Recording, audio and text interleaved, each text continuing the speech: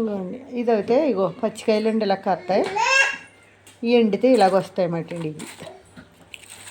ఈ చెట్టు నిండిపోతాయండి. ఇవి మీకు చూపిస్తానికి నేను ఇలా కోసి చూపిస్తున్నాను అనమాట అండి. పచ్చికాయలు ఇవి ఇలాగా, ఈ పచ్చికాయలు ఎండుకాయలు అండి.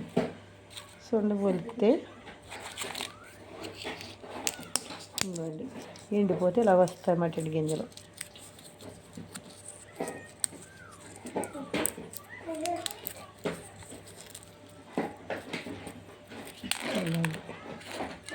ఇంకెలాగుంటా పప్పు అండి.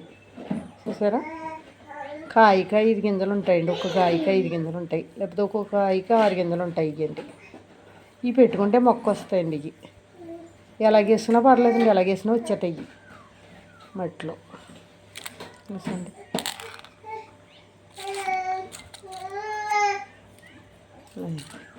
మీకు నచ్చితే లైక్ ఇవ్వండి, చూడండి. ఇంకండి దానికి వచ్చిన గింజలండి ఇవి.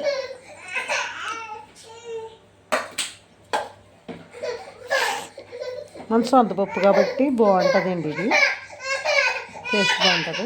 మీకు నచ్చితే లైక్ ఇవ్వండి.